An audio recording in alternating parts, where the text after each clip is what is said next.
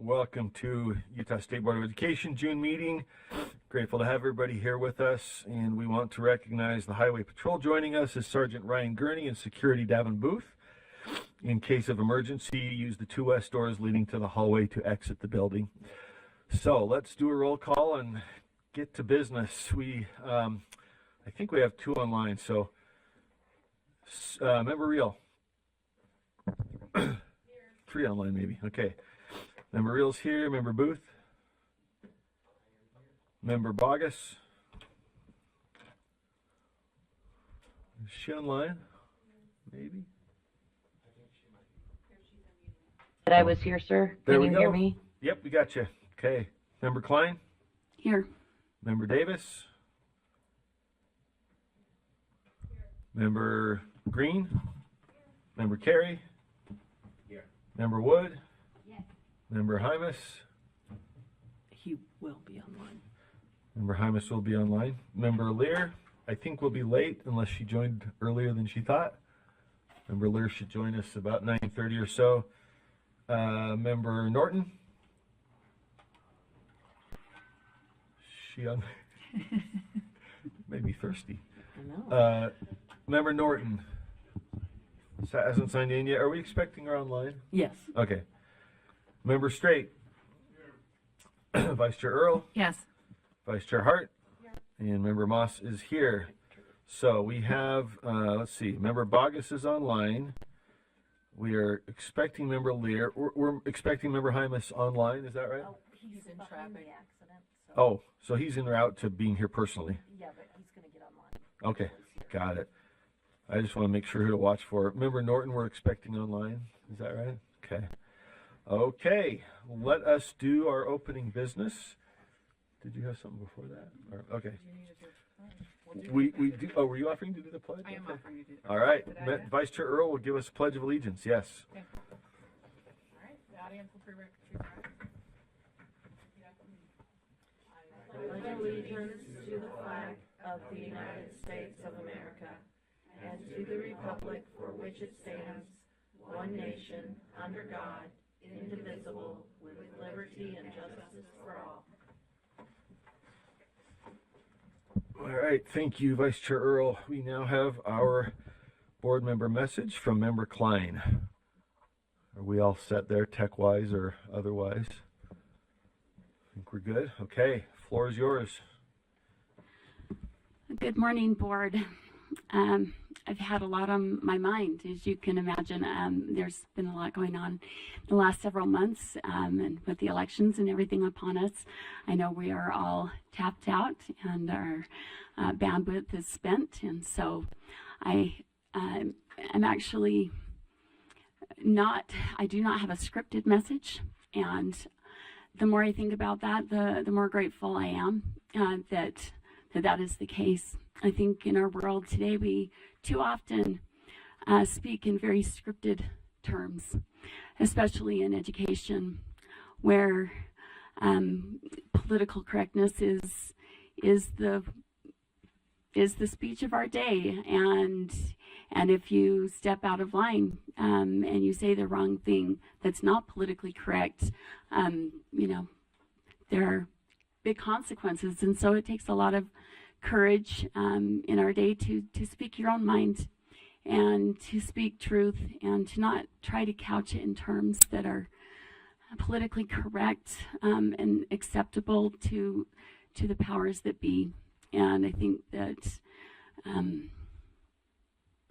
we've strayed far because in education it requires that we be able to think and have our own thoughts and be inspired and not fall into this in the box kind of thinking that we fall into all the time. And often we use words in education that if we looked up and understood how they were being used to transform our education system, we would not use those words.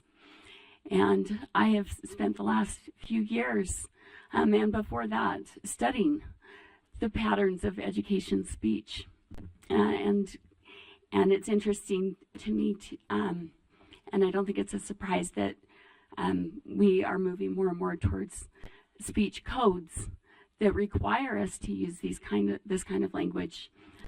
In reading the agenda, I noticed we have again the teacher evaluation redesign that is part of the accountability systems transformation that's required by the Every Student Succeeds Act. And as I read through that, I thought, oh my goodness, this is our poor teachers. They are being micromanaged, or will be very soon, very, very micromanaged in their speech. They will have people in their rooms listening to every word they say. And years ago I read an article about the technology that's coming and the AI that will be in the classrooms to monitor so that every teacher can be watched to make sure that they're saying everything just right. And that's where we're moving towards.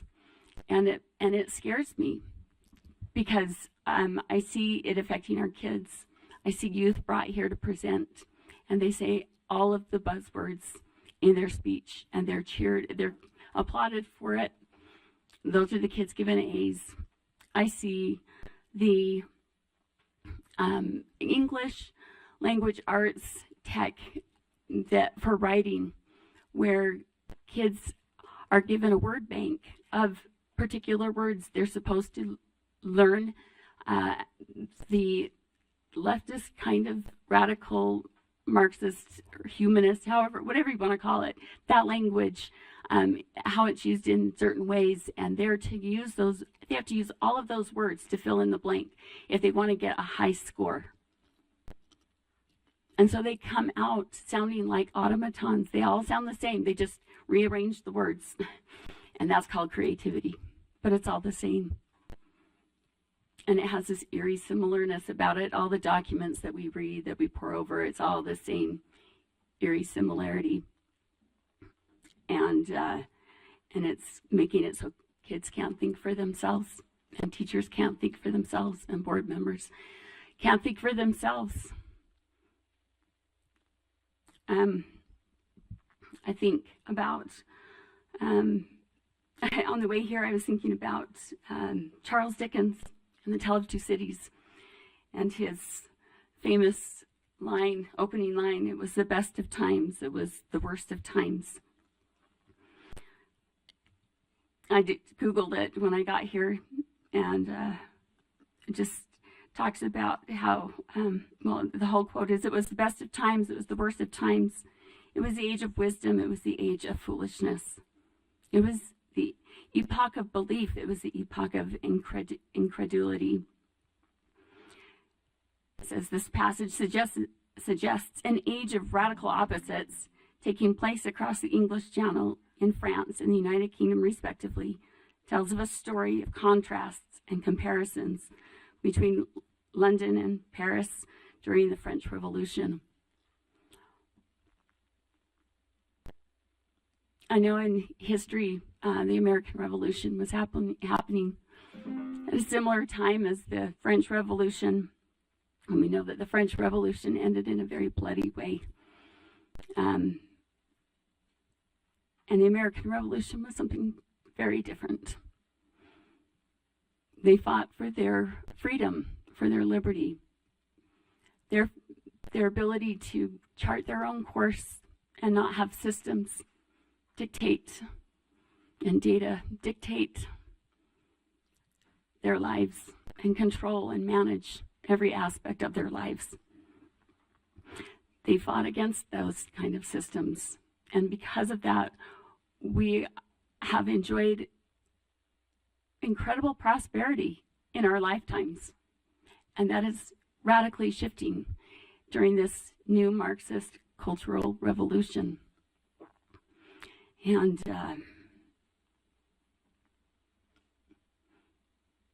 I am pained for my country.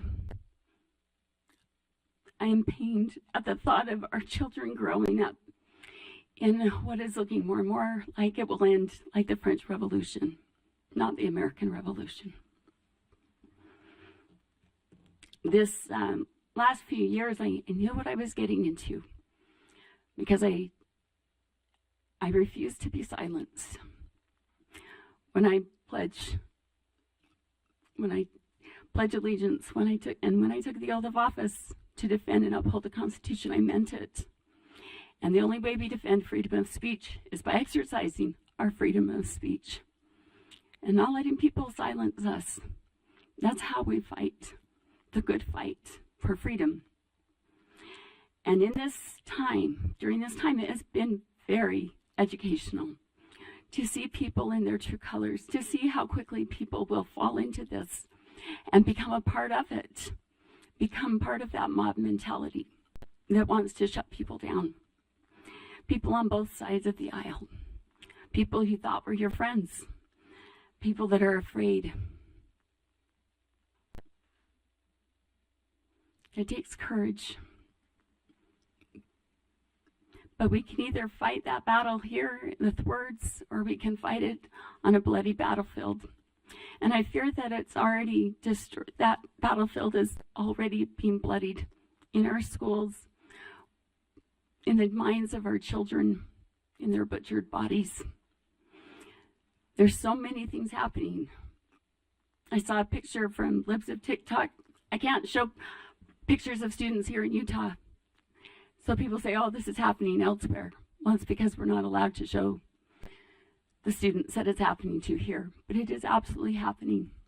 I showed a girl graduating, a beautiful young girl, at her senior picture. And 2 years later, her picture at college. And you would not recognize it is the same person. But that radical transformation of her appearance from the sweet, normal looking girl in the picture, her senior picture versus her college picture, that transformation was happening first in her mind that allowed her, when she left home to go to college, to then change her outer appearance to match the radical transformation that first happened inside. And it's a picture that makes me cry just thinking about it, because I have heard from so many parents in our state who are heartbroken at the radical transformation of their own children due to the system, the education system that we have created, that we have allowed we've allowed radical ideologies to come in under this education newspeak that we vote on, that the majority of the board votes in favor of time and time again. I just want to end by expressing my gratitude at the, for seeing so much of the dark side of people since being on the board, and what people are capable, and the lies and the political machinations and so many things. I have also, that's the worst part of it, but the best part, it is truly the best of times and the worst of times, but the best part, and that I will be forever grateful for, are the thousands upon thousands of people, wonderful, good people, that just want normalcy, that want goodness, that want their children to be educated in an inspired way, not a controlled and contrived way. And they call me with their heartaches and their concerns and their hopelessness in dealing with the situations that they're dealing with. And these are good people, very good people, and that are suffering because of these things. But I am grateful for all the people that I've met that are courageous, that are undaunted, that will continue, that defend my efforts on their behalf, and that without being solicited have showed up time and time again to express their support and their gratitude for my feeble attempts at trying to turn this ship around before before it is forever doomed to destruction. And I hope and that we will be able to continue to turn that around as more and more people wake up. And I know that most people on this board are good people that are trying to do right, that may not know what they don't know, or have been that frog in the pot for too long and don't recognize the radical transformation as it has occurred. But for all that's happened, I forgive you for anything. You may take offense at that. But nonetheless, I offer you my forgiveness, because I cannot hold ill feelings in my heart. And none of us can if we want to be able to move forward and have the help of God, because that is the only thing that will save us, is the help of God and divine intervention, because this ship is too far gone to bring it back any other way. And again, I want to thank all of those families that are out there and let them know how much I appreciate them and how much I am still very concerned and will continue to help them any way I can. It has been an honor and a privilege to be able to serve the people of Utah, and I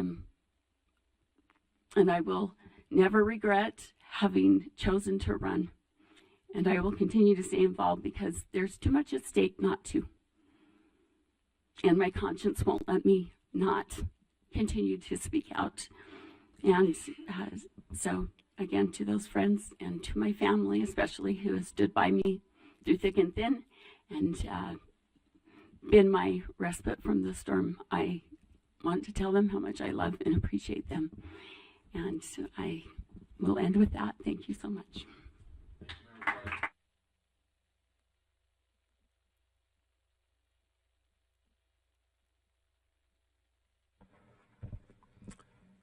All right. We will move to our education highlight.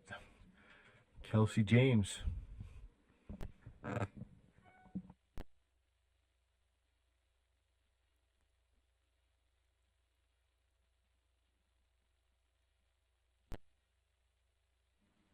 Okay, excellent. Thank you. Nope, you are all good. So this month we have an opportunity to see some of the great things that our students in Utah are doing. So if I could welcome up Kuhn Lin from our staff. He is kind of our staff in charge of Utah's Do the Right Thing Challenge. He has some information to share along with some students to recognize for the great work that they did in this program. So if you want to just take a seat or stand by the podium, whichever you like, and then press the button that looks like a person, I will turn you on. I will turn your mic on. And press the button. Yes.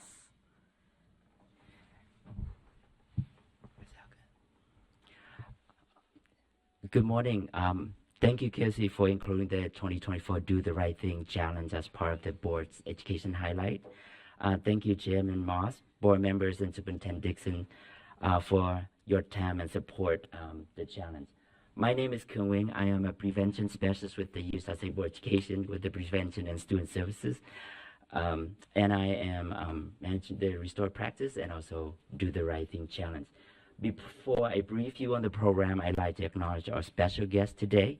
They include the To Do the Right Thing National Finalist Ambassador for Peace. I would like to invite you and the family come up here. I also invite our runner-ups as well. Please come up here and stand here before I proceed with the program. And parents as well, just stand up here and then we'll proceed with the program.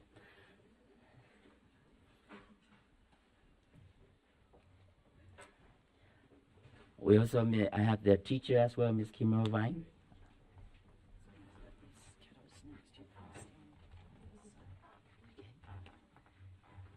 That's one more student. That's one student here. Yeah, that's.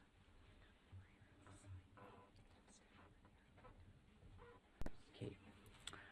So just to preview, the locally is supported by the Utah State Board of Education and managed by the Prevention Student Service team since 2020.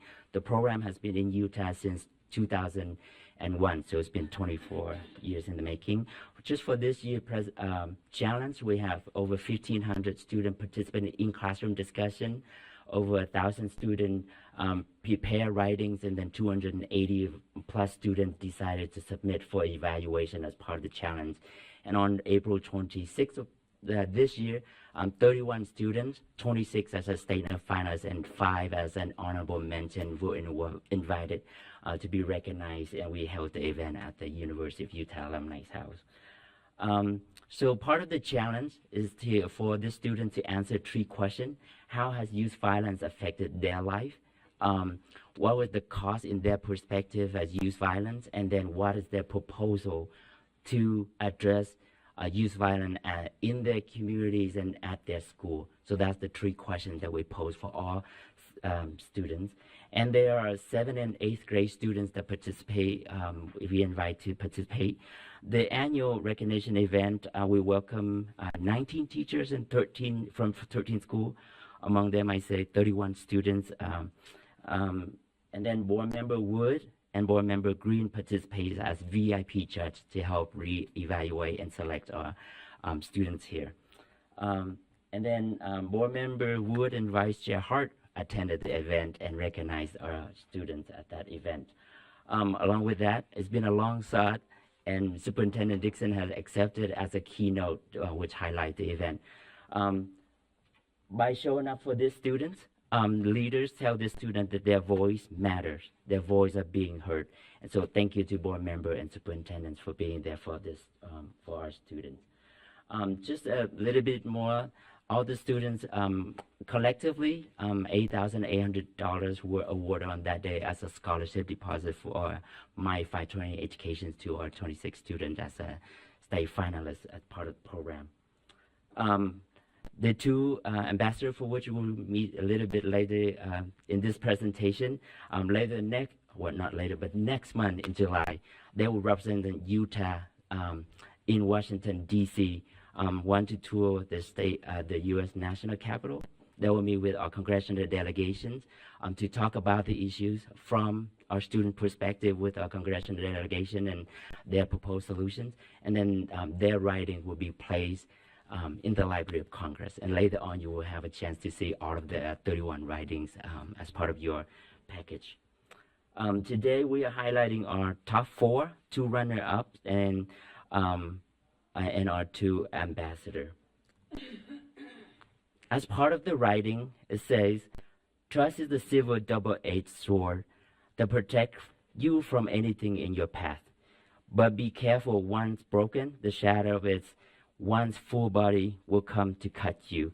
Ladies and gentlemen, I present to you Althea Gibby from Roy Junior High. And the teacher is Maria Georges, and I don't think she was able to make it here. But yeah, thank you for being here. And I think who else do you bring with you today? Thank you for being here. Every morning when I wake up, I was sad and unhappy.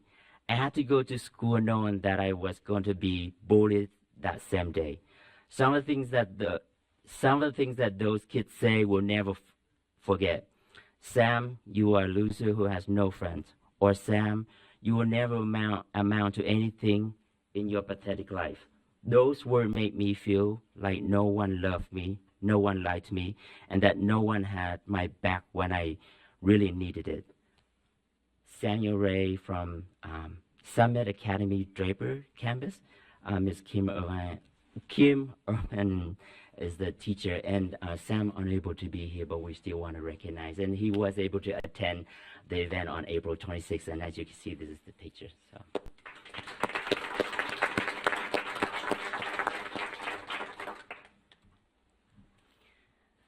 The guilt, like dark lava, consumes me. I feel like crushed paper that can't stretch out again. Youth violence can't be brought down with one swing, but being kind to someone can really help their trouble with youth violence. Zayden Mountain from South Ogden Junior High and teachers Kim Irvine and their family. This is Zayden. Congratulations. And the parents, Jesus right.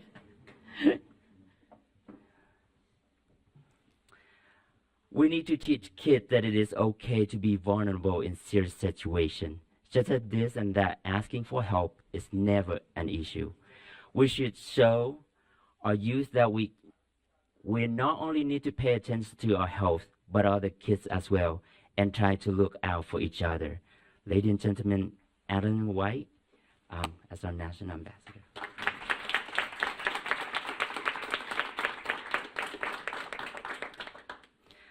I said earlier, the book containing 31 writing is at your desk.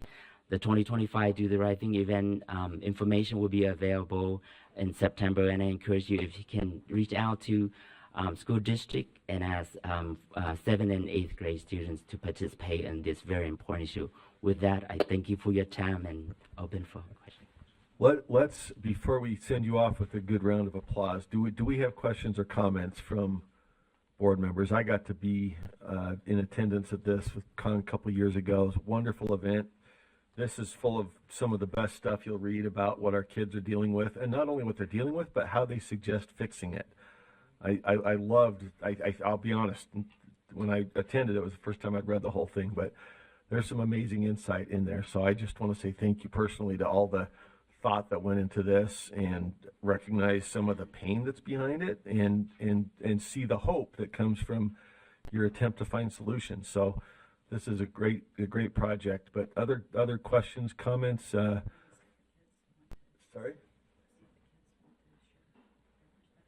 Could we? Can we ask the kids? I don't want to put them on the spotlight if they don't want to be. But if any of our student writers have thoughts they'd like to share, we'd love to hear from you. You don't have to. What's that? No? Okay. All right. They've spoken here, so we greatly appreciate having that. I don't see any other lights, but I just want to let you know we greatly appreciate your efforts and your thoughtfulness and the talent that's in here. And Member Davis, there we go.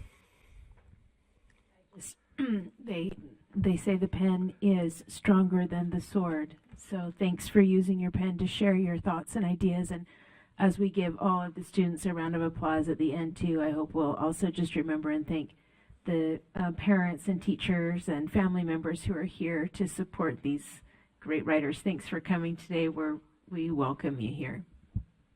Thank you. And points from a Gen Xer to Zayden for citing Rush lyrics of, if you choose not to decide, you still have made a choice. That's a good mantra. So, well, thank you all very much. We greatly appreciate you being with us today.